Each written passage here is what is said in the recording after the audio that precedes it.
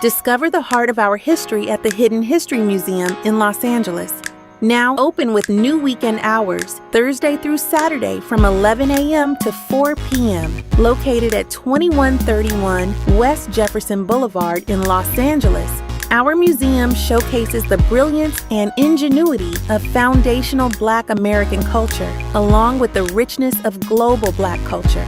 Come in, explore our displays, and shop for books, films, and other unique items that celebrate our legacy. Also, be sure to look out for our popular special events. For more information, visit hiddenhistorymuseum.com.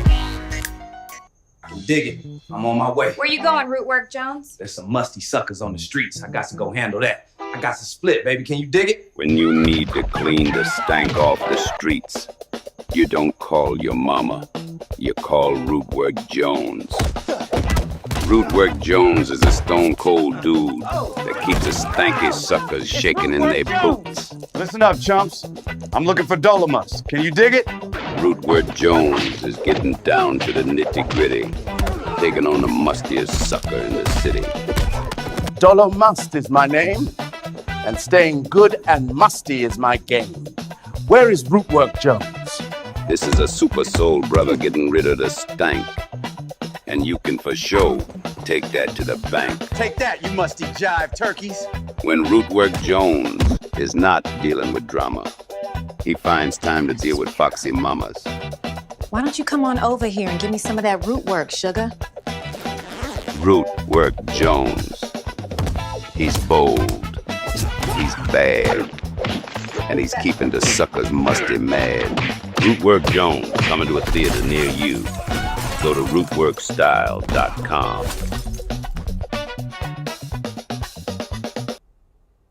All right.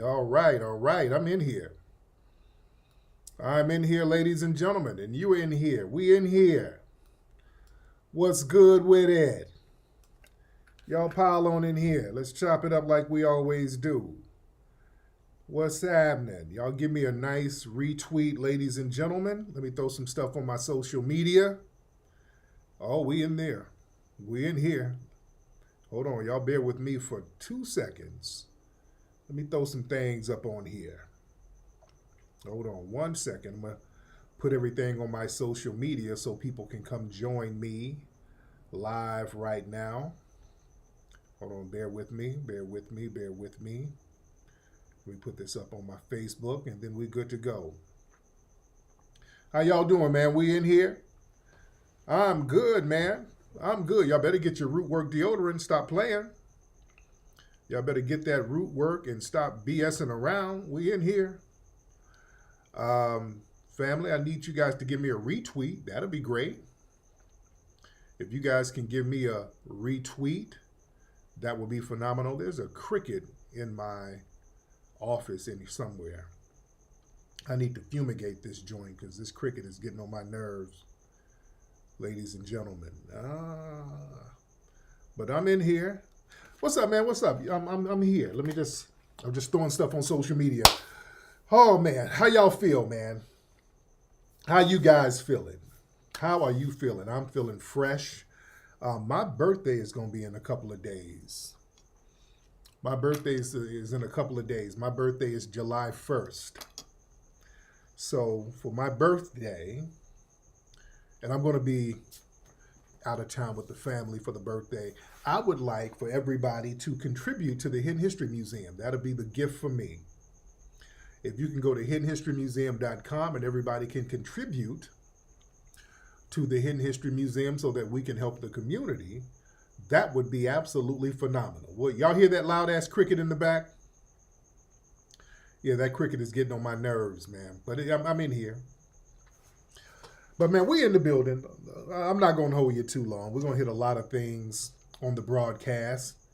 Yeah, the cricket is very loud. It's, it's summertime. It's hot, so the cricket's like, we about to go in there and kick it. You're going to donate to the museum? That's lovely. Yeah, that is lovely.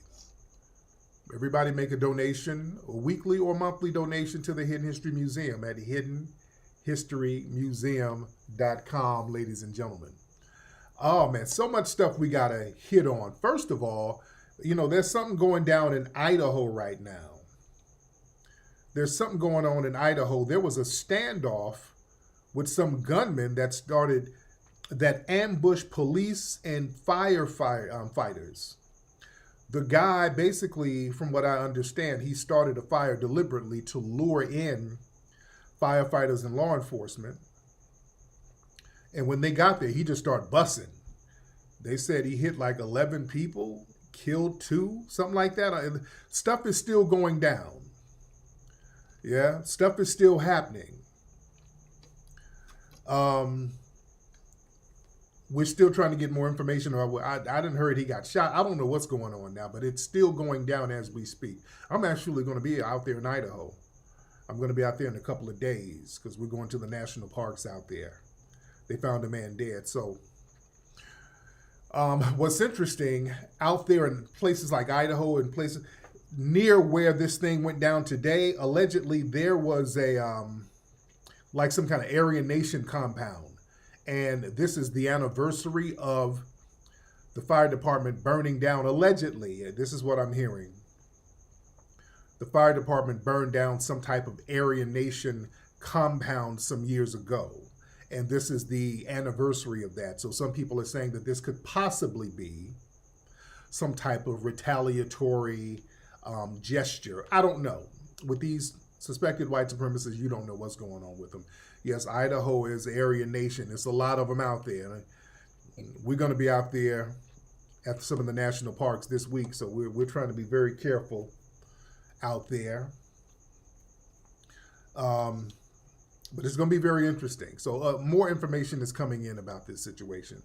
Family, y'all give me a retweet. Retweet and let everybody know that we are live right now. There's some things we got to touch on. One thing we're talking about on the broadcast today, one of the biggest immigration lies ever told. One of the biggest lies that's told, because right now this immigration thing, they're getting people up out of here. They're cleaning some of these cities out. It's going down heavy.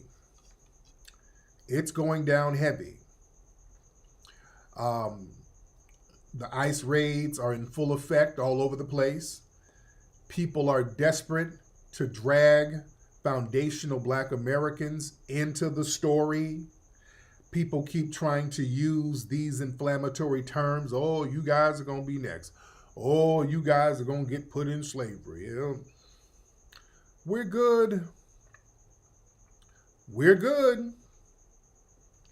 Foundational Black Americans are good. That's one of the reasons why people were so against us delineating, because we've been so eager to put the cape on and fight for every damn body. We don't understand when sometimes everything ain't our battle. We got to understand when we ain't got to, sometimes we putting on the cape a little bit too hard and it's not reciprocal. So we're sitting it out and we're good. This is one of the first times that we have not jumped up with the cape and we're actually good. And a lot of folks don't like that.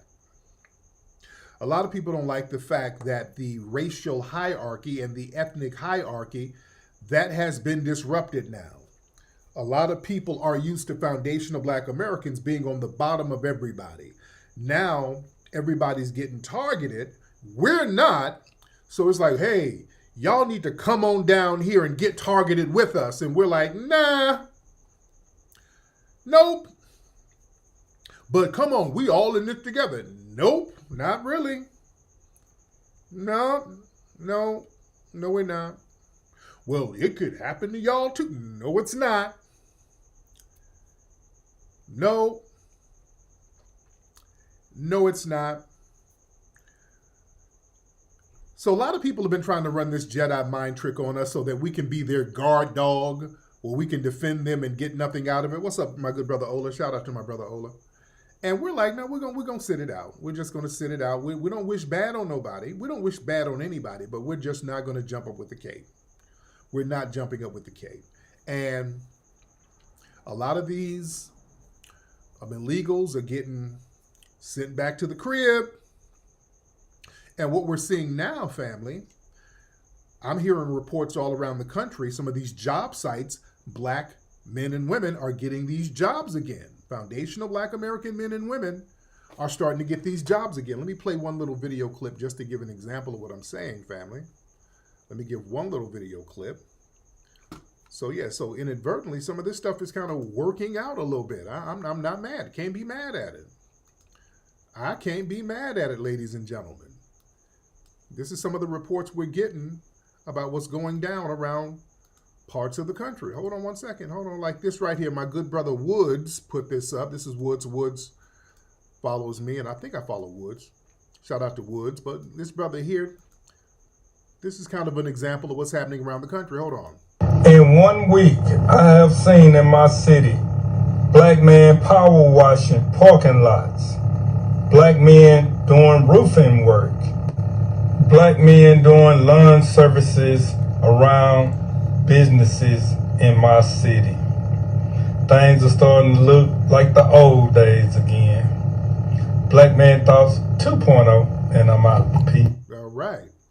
So I'm seeing a lot of videos like that where their brothers and sisters are getting, these jobs are open and they're getting these jobs. And, you know, you're getting people to do them at livable wages now.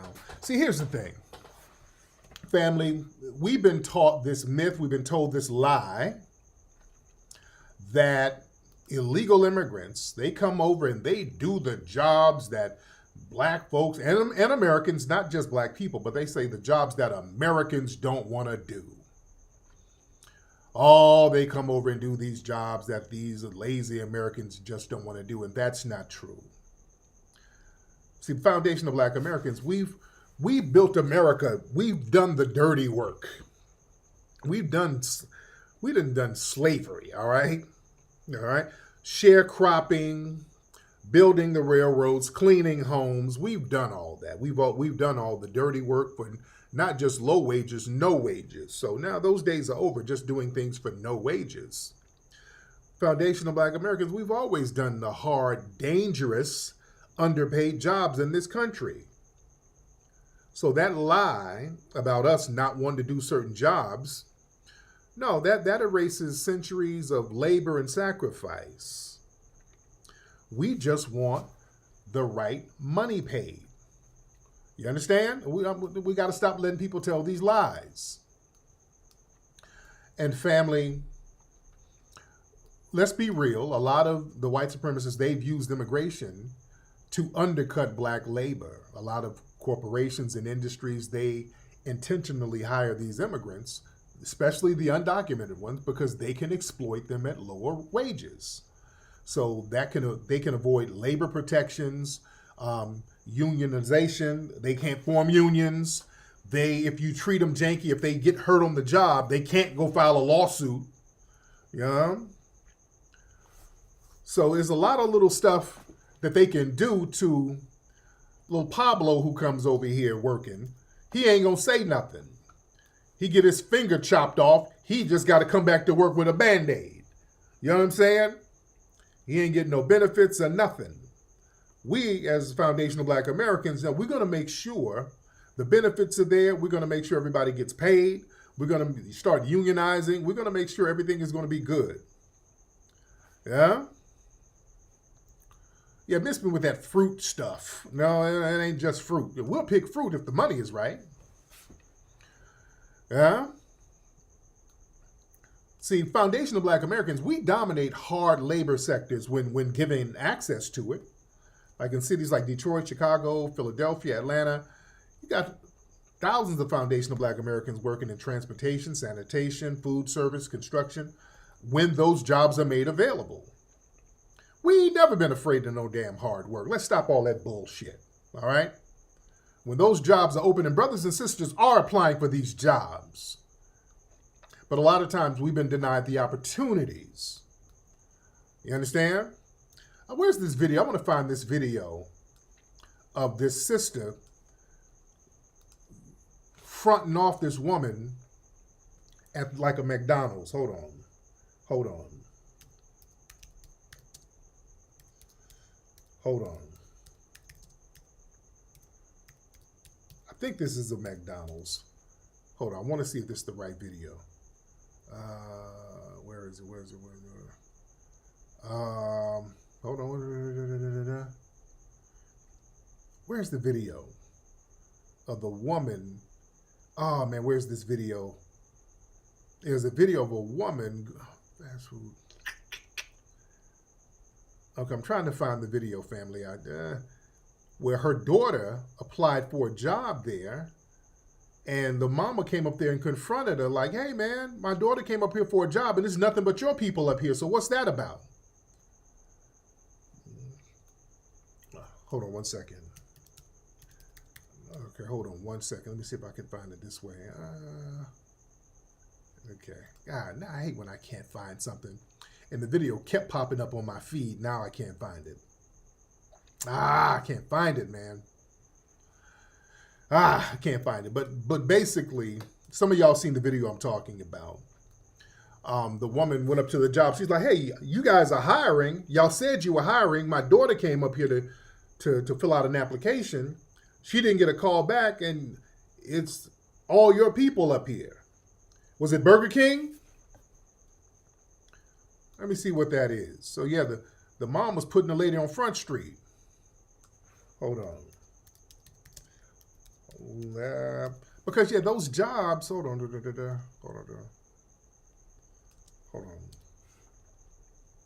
Let me see if I can find it real quick. I'm gonna try one more time. I'm not gonna hold y'all too long. I can't find it. Is this it? Was that it? Hold on. Okay, that ain't it. Okay, I won't be able to find it now. Okay, I'm not gonna be able to find it. I wish I could have found it. But basically, yeah, the woman confronted the manager there for not hiring her daughter, her teen daughter. And she's like, hey, you got all these adults in here, and these are people from your community. So she was calling her out on that. There's no way that community has all these black kids or whatever, and you got a whole bunch of Hispanics working in there. So you're basically prioritizing your people. And she got confronted for that. And that's good she got confronted, because the reality is they get in these positions after we sit up here on some black and brown coalition, and they come in and they undermine us. And listen, we get starved out of the low wage sectors. Like a lot of those jobs that, pay $8, $10 an hour, that doesn't cover gas, child care, rent, none of that stuff.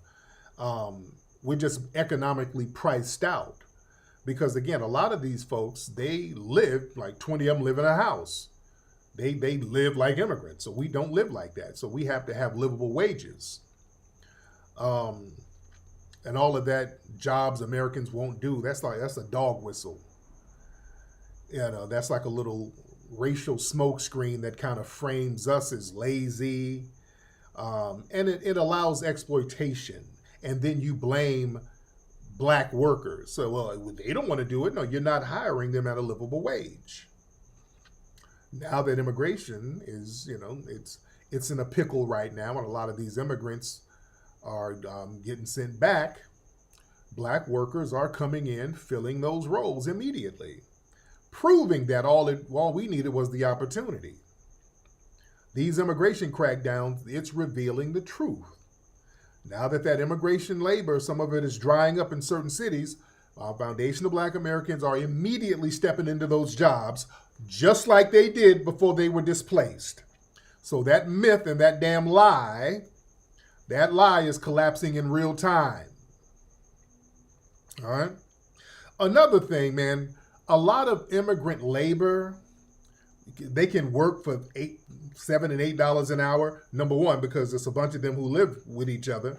And also, their labor is subsidized by a whole bunch of different programs that foundational black Americans don't have access to. Number one, they get, at these jobs, a lot of times they get under the table pay. Number two, they get welfare still. A lot of them get all types of loopholes, government aid, little programs, especially in places like New York. It was somebody breaking down all of them little immigrant programs in New York. It's like child care program, apartment programs, training programs. It's just a pool of money just all over the place just for these immigrants, specifically for them. So they get a whole bunch of shit underwritten for them that we don't get. So all that stuff about them coming over with $2, no. No, there's programs based off our tax dollars that's underwriting these people. You understand? Yeah, it's like 9 people in a 2-bedroom. Oh, shit, more than that. So, yeah, they get all types of paper. You know? They get all types of paper.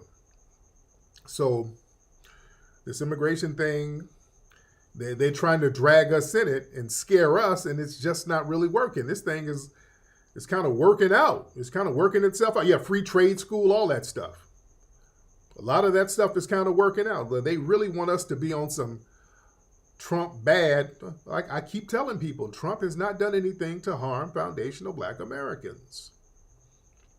Trump has not done anything to harm us. Yeah? He has not done anything specifically to harm foundational Black Americans. Speaking of Trump, did y'all see the press conference? He did something. It was a lady from the Congo. People were talking about, he was talking about how beautiful she was. Did y'all see that? The lady from the Congo? Hold on, let me play that clip. It was talking about how beautiful she was. Hold on, her name is Haryana Beraz.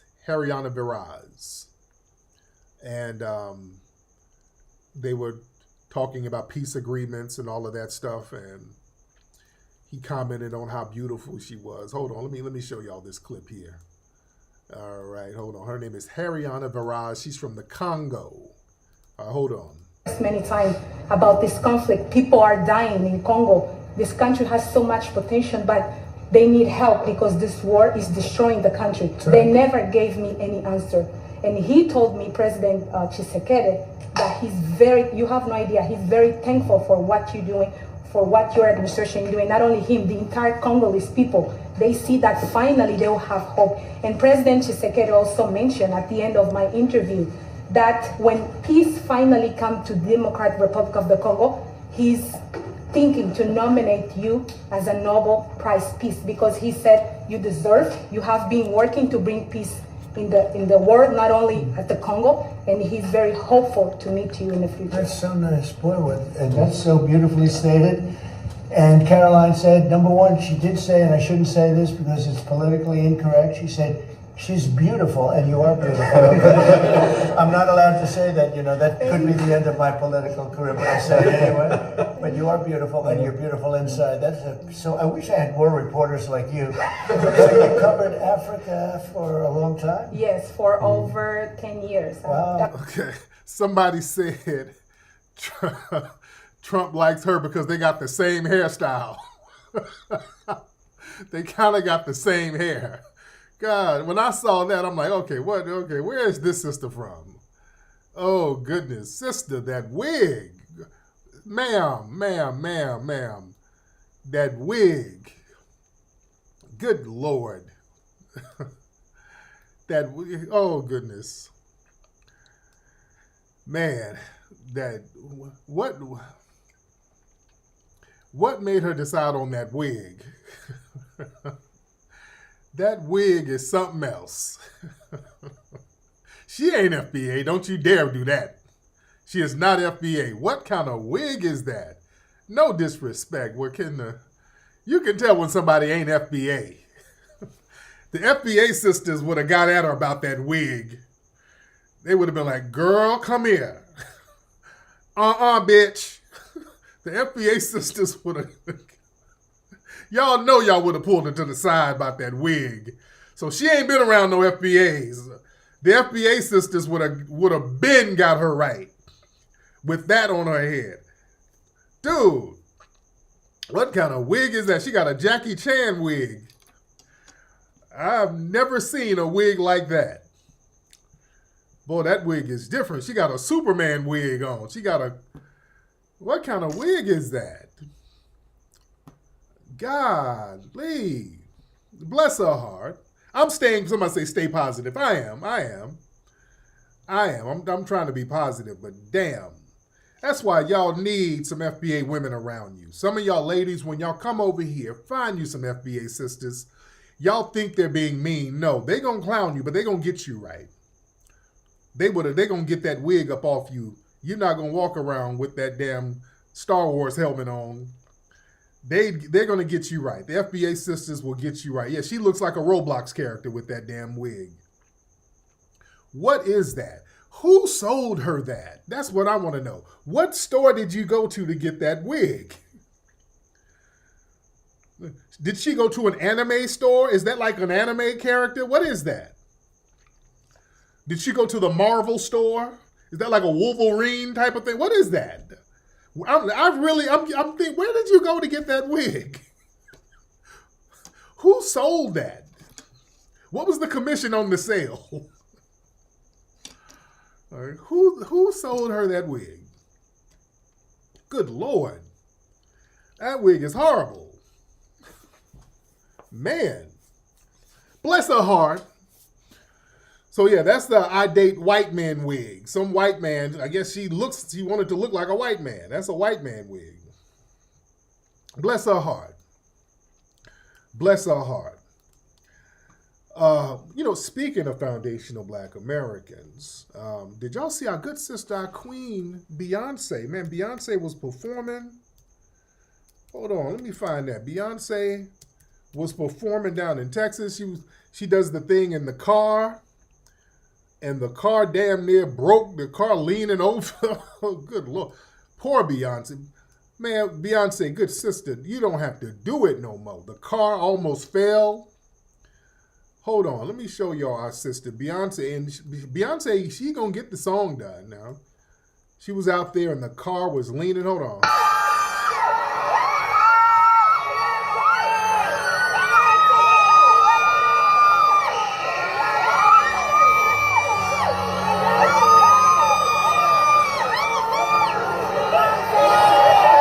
Okay, yeah, that's the part where they lowered it. But yeah, she was up there high. She was up high in the air. And the shit was leaning. Like she was about to right here. This is what I'm looking for. This was high up, man. I know Julius, her bodyguard, he's probably whooping somebody's ass. But yeah, she's up there, the car leaning. Hold on.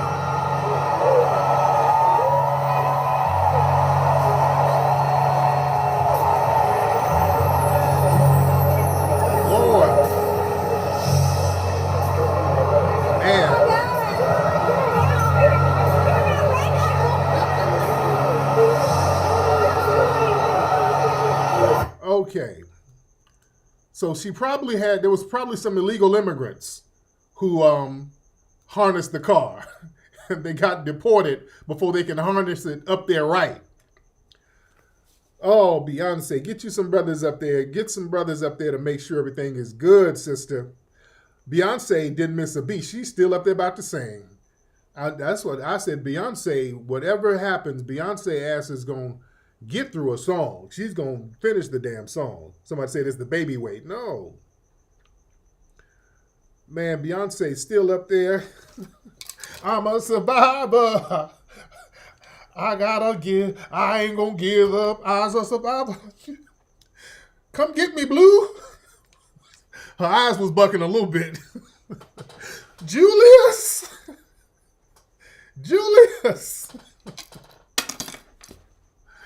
Good Lord, Sister Beyonce, don't get up there, sister. You ain't got to do all that. We rock with you. You ain't got to get up there in that leaning ass car.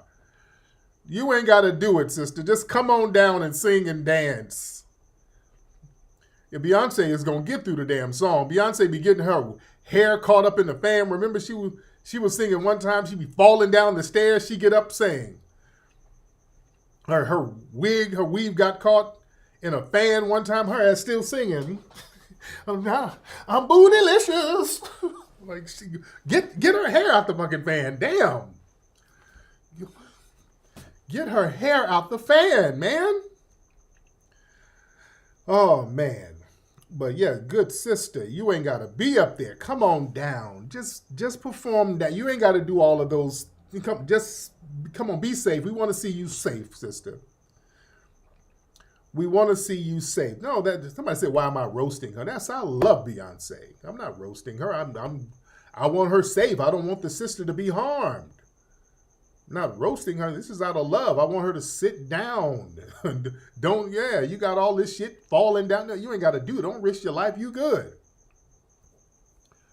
No, I love that sister. I want her to be safe. Yeah? I'm saying, and she's such a professional. She just fights through it. All of these mishaps, she'll just keep singing. That's how dedicated she is.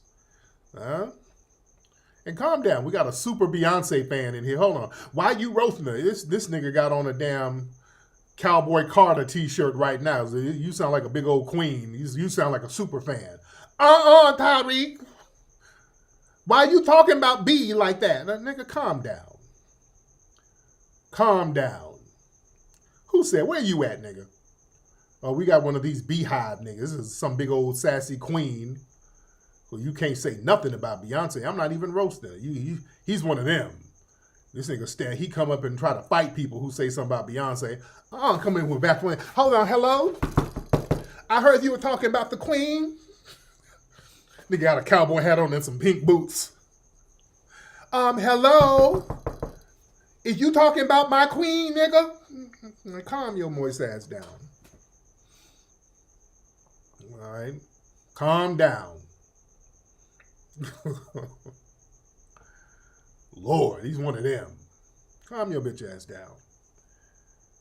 We want her to be all right. See, your bitch ass, you want her sitting up there leaning about to fall down so that you can be entertained. No, I want that sister to be safe. Good Lord. I want her to be safe.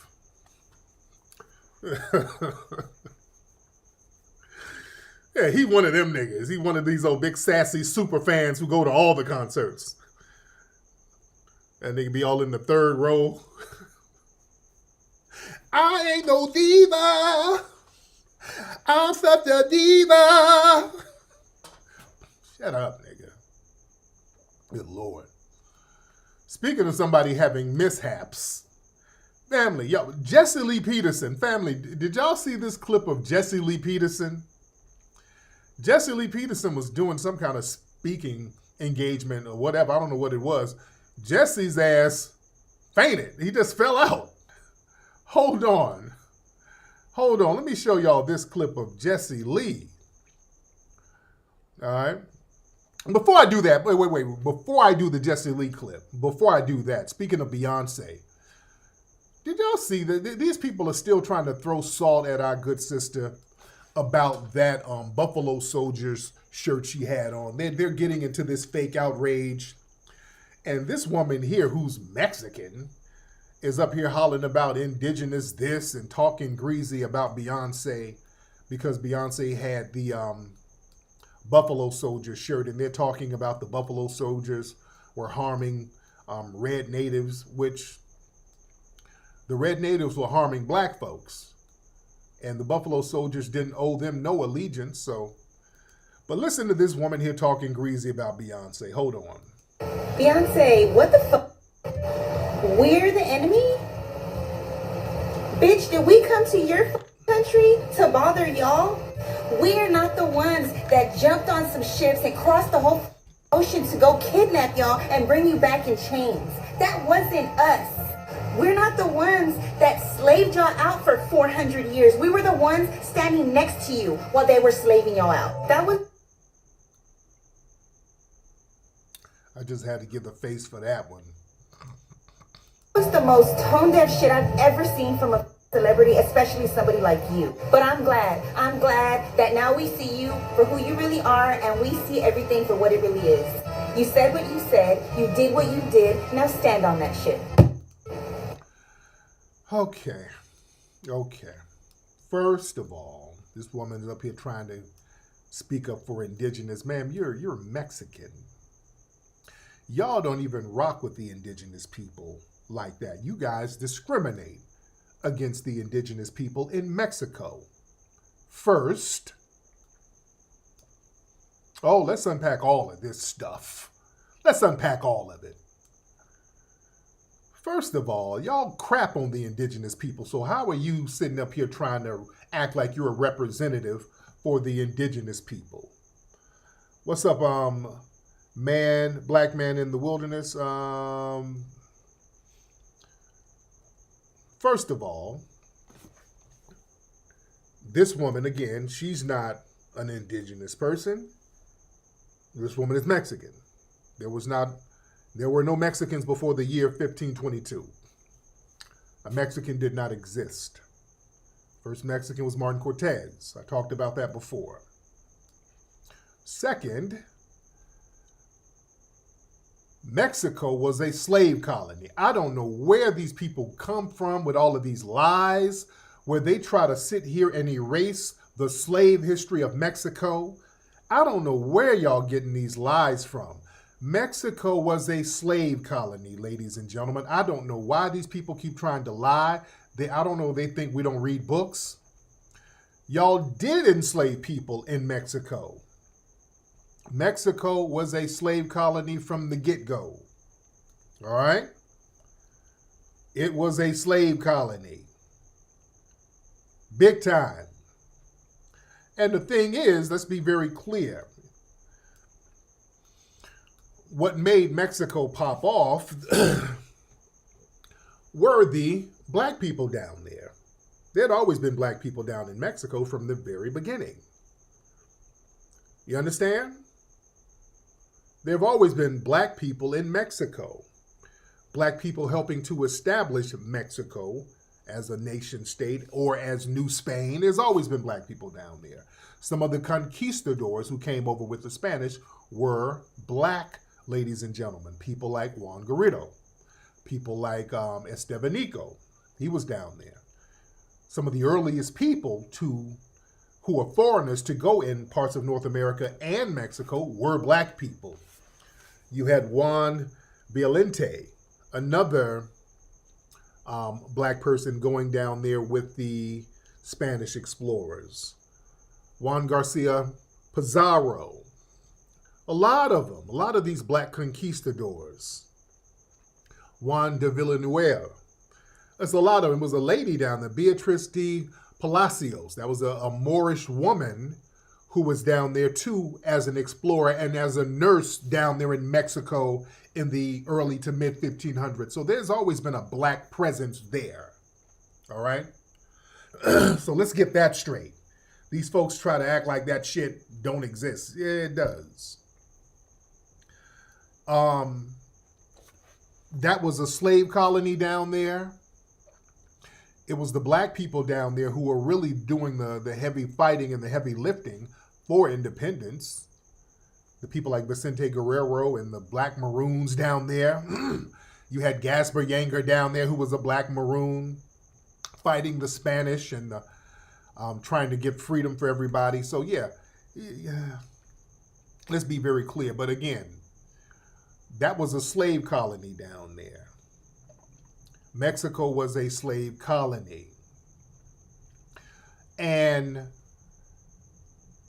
I keep telling people that they made a deal with some of the Black Seminoles so that the Black Seminoles can go down there and protect the border, because Mexico was a newly independent state, but they didn't really have the guts to and the muscle to protect themselves like that. They were weak militarily, so they needed some riders to protect that northern border. That's where the Black Seminoles came in. They got our good brother John Horse. They made a deal with him because the Black Seminoles already fought the U.S. government and won, basically. And they were being betrayed by some of the red natives in Oklahoma. So they said, okay, we're going to have to make a deal with somebody so that our sovereignty can be protected. And then we can offer them something. And part of the deal with Mexico, because see, they like to sit up and say, yeah, we help y'all get out of slavery and everything. But the Black Seminoles were not enslaved at the time. They were already free. They just didn't want to get flipped on by the red natives. So they made a deal to say, hey, let's go down here to Mexico. We'll make sure the border is good. You make sure that we have sovereignty and diplomatic protection. So they made a deal.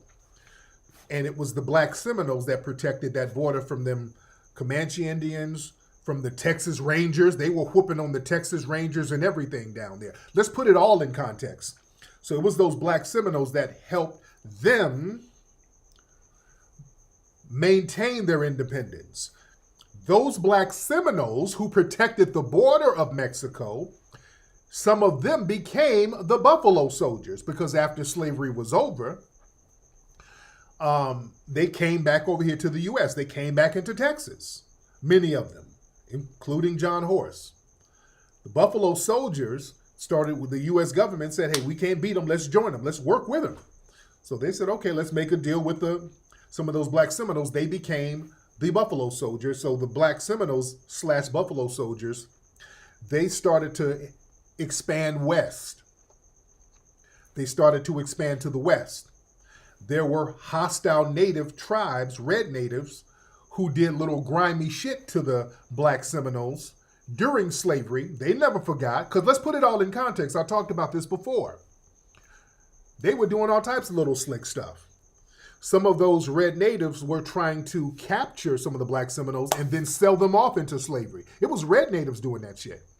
Some of the Comanche Indians, they got some Seminole girls and they did like little experiments on them, peeling their skin back and all that. So the Seminoles, they're going to get our lick back off that. So it ain't like they were just harming these innocent people. No. Some of these red natives did some grimy shit to those Black Seminoles, who later became the Buffalo Soldiers. So the Buffalo Soldiers owed them no allegiance. Yeah? So they expanded and they built some of the infrastructure in the West. They went and paved the way for a lot of these national parks that's on the west of the country. So the Buffalo Soldiers were doing their thing. So they are national heroes. So this foreigner sitting up here talking greasy about Beyonce for wearing that shirt, nah, you're not going to do that. Y'all not going to do that. Yeah, the red natives, yeah, they joined the Confederates too. Absolutely. Yes, they did. Yep. They joined the Confederacy. Yes, they did. Yeah. But like I was saying about Jesse Lee Peterson, though. So let me play this clip of Jesse Lee Peterson. Jesse Lee Peterson, he had some kind of Sambo spell and just fell out. Hold on. I got to check on Jesse to see what's going on with him. But yeah, Jesse was talking and then something came over him, a Sambo spirit or something happened. And hold on. Let me play this. Hold on. Agree. I've been doing it mostly at work because I'm mostly working. I pretty much, I did it a little bit, but I failed most of the time. I was going around agreeing and disagreeing all over the place. But whenever I'm like aware of myself.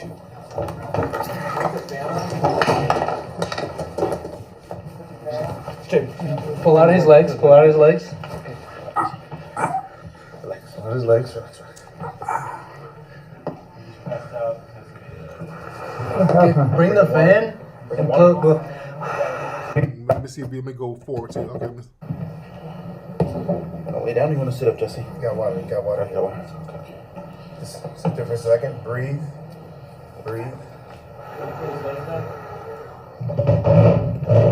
At least I think he gets up. I think everything is. Oh. Okay, there. Okay, I'm not gonna play that. I ain't playing that music. Okay. So, Jesse, he had a plantation spell. Okay. Somebody said somebody gave him a poison butter biscuit.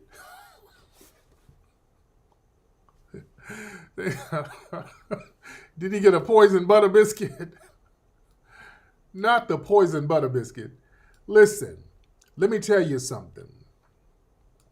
I told y'all the ancestors are getting at these folks. I told y'all that's the ancestors getting at him. Family, I done told y'all the ancestors are going to be getting at these folks who are betraying the lineage. I told you guys, the ancestors, they're sending warning shots They ain't playing about these people who are betraying the lineage, all that Samboing. There's a new energy right now, family. We're in a new age and a new energy right now. The ancestors are not playing with Sambos, especially if you are from the lineage. Unfortunately, Jesse Lee Peterson is a foundational Black American. So he knows better.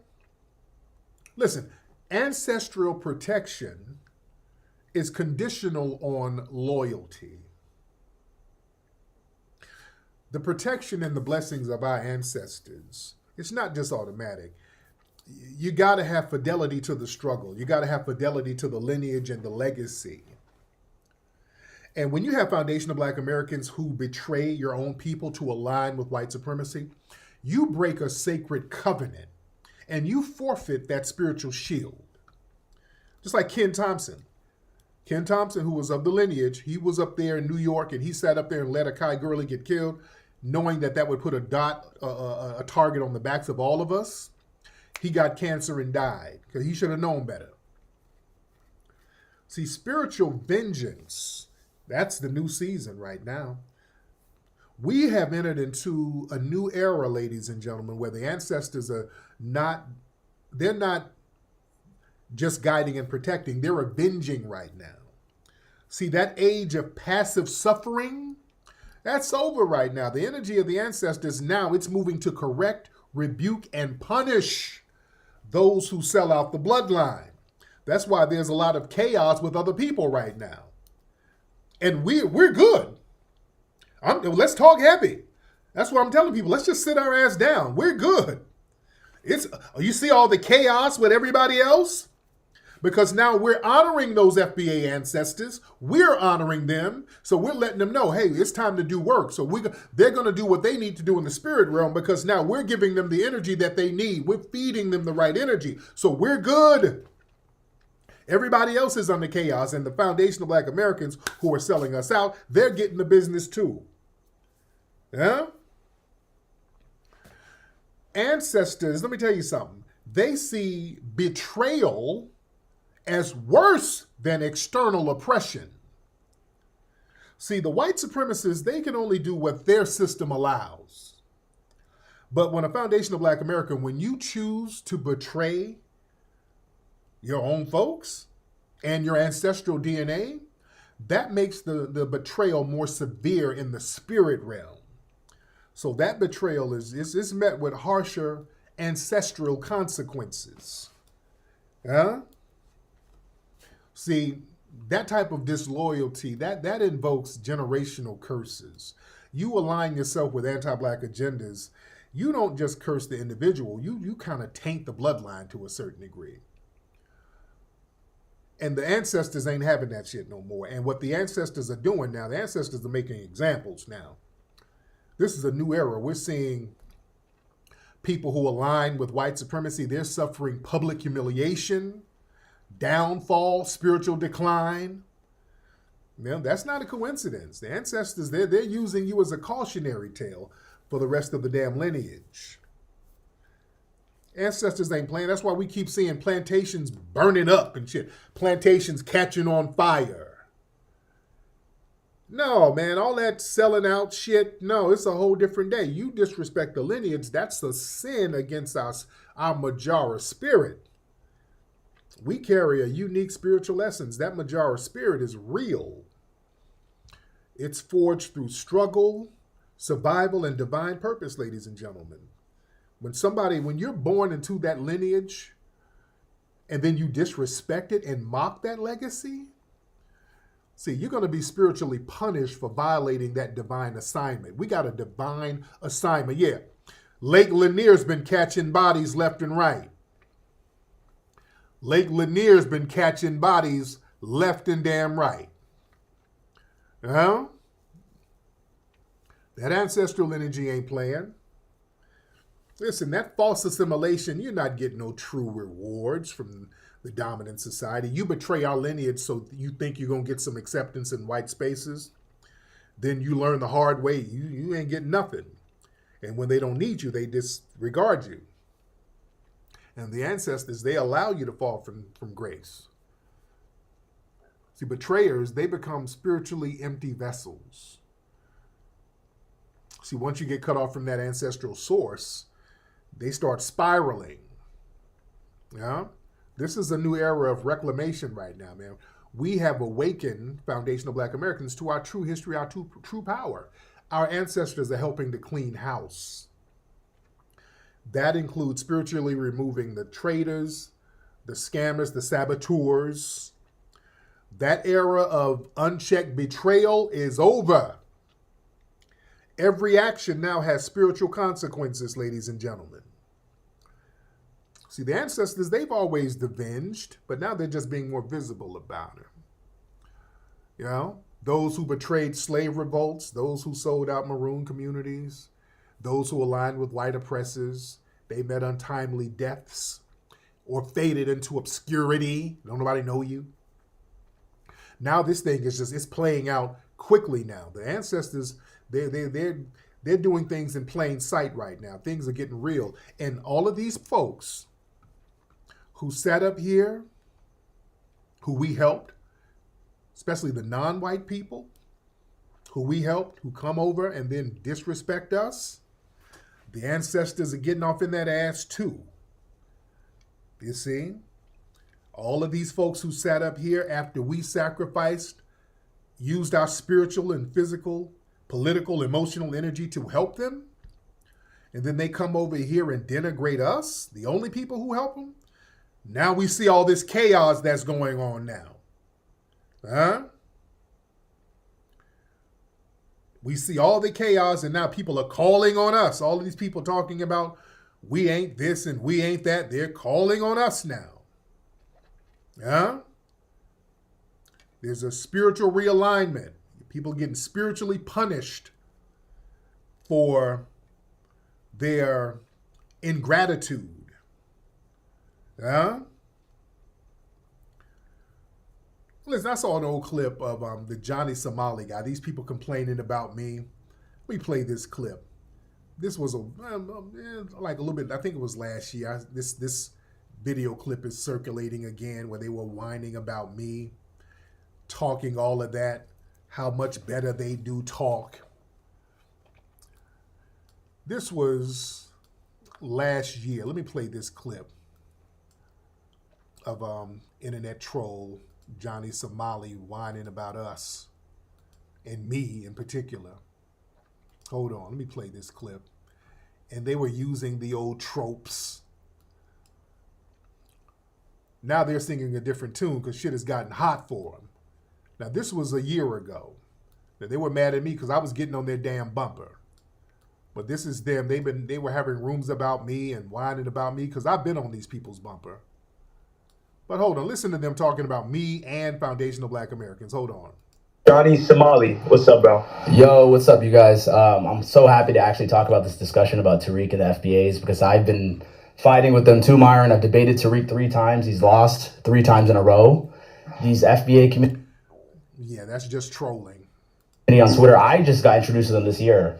And all they do is complain. Let's go. Complain. All they do is attack Africans that have came here. My parents are from Somalia and Ethiopia. So very close to Sudan, East Africa as well. My family came here in the 90s, and all of my brothers and sisters, we've all been through university, scholarships. My family is very successful. Yeah, is he still in jail over there in like Korea somewhere?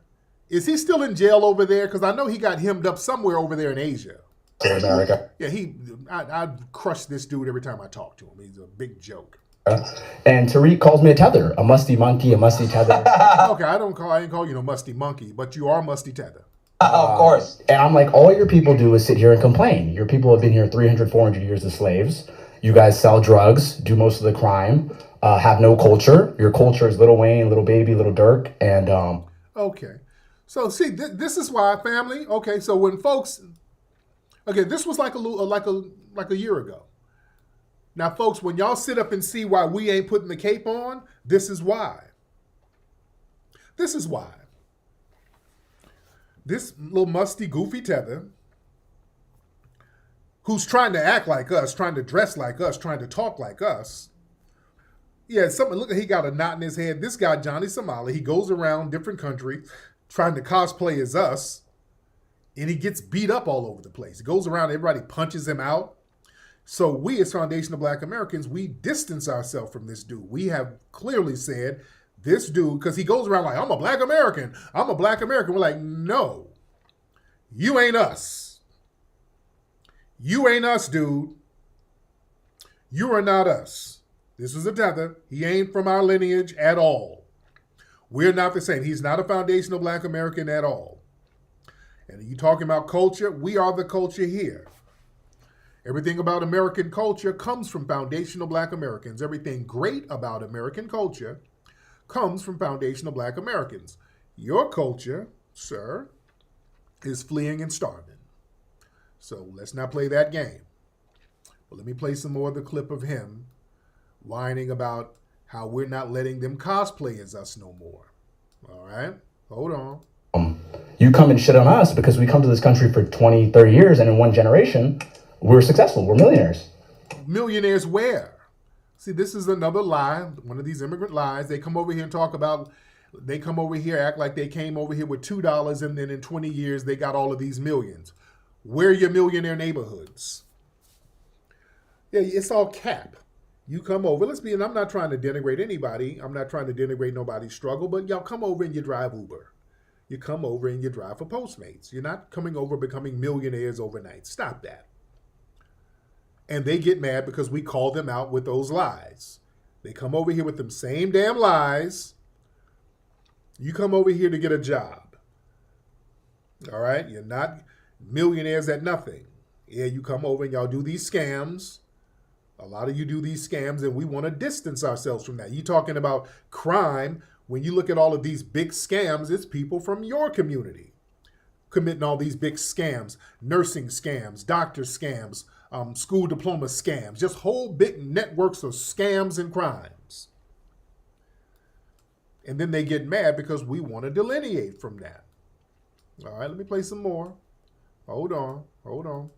Yep. So where's the complaining? What? I don't wake up with a chip in my soul on my shoulder, Myron. I don't wake up and say, oh, because I'm Somalian, because I'm Muslim, because I'm Ethiopian. Yeah, because you fled. Yeah. And if there was a chip on your shoulder, you ate it. And the whole bag of chips from the Red Cross. Yep. I can't go to university. I can't start a podcast. I can't start a YouTube channel. I can't do these things because I'm in this box. No, I don't wake up like that. I don't wake up and say, where's my money from the white man? I wasn't raised that way. Oh, yes, you do. Yeah, you were raised that way. See, I ain't capping. This is what I'm saying. Over in your homeland, the minute a white person show up, y'all get the dancing, them flip-flops get the pitter-pattering, y'all get the begging, y'all beg for money, medicine, Red Cross, rice, all types of shit. That's all you do is beg the white man. Let's stop that. We ain't begging. We're telling him we want what's owed. We're owed something. See, we're standing on business. We ain't begging the white. We're owed something. Trillions of dollars were taken away from us and we want it back, and we ain't fleeing. We ain't getting on no inner tube fleeing. We're trying to get what's owed to us. We're different. Yes, we are different, sir. The British whoop your ass. The Arabs whoop your ass. Hunger whoop your ass. You just got your ass whooped and you had to come around the people to protect you, and that's us. All right? Hold on. My dad grew up in a village in Ethiopia. My mom grew up in Mogadishu. They came to America. They settled me here in Arizona, grew me up with the whites and the rich people, and said, hey, you have everything we didn't have. Go succeed. And I did it. I went to university, full-ride scholarship. I graduated in finance degree with honors. And I don't sit here and complain like Tariq and the African Americans. I'm darker than most of them. I'm more African than most of them. They say I can't even say the N-word. Okay, that's not. See, that's why, family, we do not use the term African American. That's all I'm going to play. I don't want to hear all of this tether babble. But yeah, that's why we don't use the term African American. Because they play that game. They talk about they're more African American than us. Well, technically, yeah. Because they are from Africa. Their parents are continental Africans. And then they became Americans. That's why the term that is more powerful is foundational Black Americans. That is what we are, and that is who we are. You understand? That's why that is very, very important to use. And that's why it is important for us to make sure the definitions are correct, because the term is so powerful and people can't leech onto it. They try to redefine it and act confused. They try to act like anytime you hear people talking about, well, it's an organization, that's cap. They know good and well Foundation of Black American is not no damn organization. It is a lineage. You don't join your family tree. You can't join being Irish. You can't join being Italian. You can't join being a Choctaw Indian. You cannot join being a Foundation of Black American. Either you are or you're not. Nobody can quit or resign from their lineage. It's not a club. Yeah? You can't quit being a Foundation of Black American. You can't quit being a descendant of the people who built the country. It's genetic. It's historic. It's fixed. So when people sit up and say, yeah, you guys are a cult or an organization, see, that's deliberate erasure. They're doing that to disrespect the lineage. They're deliberately trying to erase our unique identity and lineage by trying to reframe us as some hobby group. That's anti-Black. That's anti-FBA. That's more of that disdain that they already have. Nobody calls Latinos, Haitians, Irish organizations. And then they'll try to lie, well, the FBA is trademarked. Latino is trademarked. There's 3,000 trademarks for African American. Every word is trademarked for something. So that's not a flex. Every word is trademarked. That's a smear. You understand? That's COINTELPRO style shit.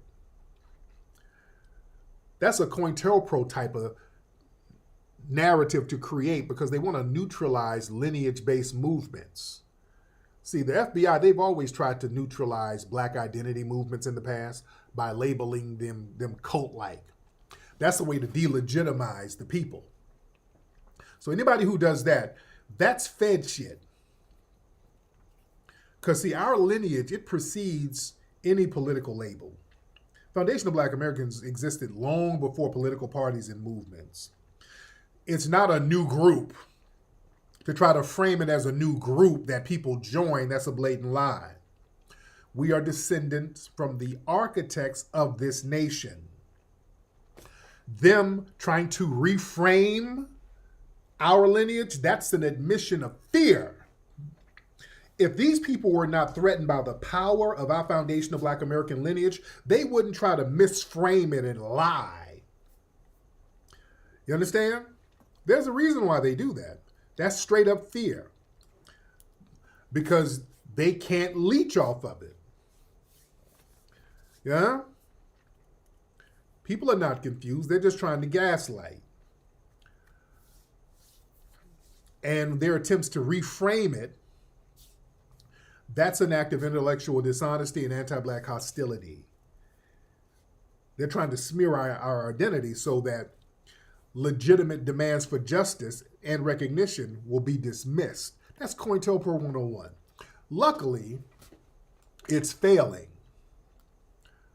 It's a failed thing because too many people up on it now. Too many people are recognizing their foundational Black American lineage. It's a very powerful term to use. And it's a term that throws everybody off because it's hard to demonize it. Because it's a patriotic term. See, anytime Black people identify themselves, usually the COINTELPRO crowd can frame it as un-American.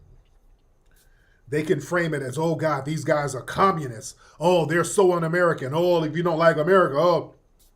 Because usually Black movements have some type of African desire to it. The new African this and the Mau Maus. It's always some type of Africa theme identity. So that makes stuff easier to basically demonize and undermine. With us, we're like, no, we're foundational Black Americans. We ain't got no problem with the American flag. How are you going to demonize people who are patriotic to the country? We're patriotic to the country because it's our country. We're taking ownership of what we created. This is our culture. We're not letting people turn us into outsiders in our own country. That's the thing that throws folks off. It's hard to remix it. It's hard to demonize it. It's hard to latch onto it and then gut it out with bullshit. Yeah? So that's why they keep trying to make up some damn organization and all of that bullshit. They know that's cap. Yeah? And you don't even get into bad faith arguments with people who try to play that game. Yeah? And it's a better fit, absolutely. It is a better fit. It flows and it has ancestral power. That's why so much stuff has gotten done under that title. That's why we're moving the needle, shaking the table. Because you're honoring yourself, you're honoring the ancestors here, and you're honoring their legacy. And you are gatekeeping it. You are putting a boundary on it. That's a power move. That's a power move, ladies and gentlemen. So we are not letting anybody and everybody come in and misrepresent it. That's been a problem. People coming in and trying to misrepresent the culture. So we're saying enough is enough with that nonsense. Ladies and gentlemen. Man, we got shout out to everybody in here. We're in here heavy. We are in here heavy, ladies and gentlemen. But going back to Jesse Lee Peterson, I hope Jesse's all right. Lord. I hope he has an epiphany. He probably ain't going to stop samboing, but hopefully he gets it together. But again, listen, my birthday is coming up, family. I need everybody to go to hiddenhistorymuseum.com, contribute. That'll be the birthday gift for me. Give a contribution to the Hidden History Museum. Make a donation to the Hidden History Museum. If you are in LA, come down tomorrow. We're open tomorrow. Come on down.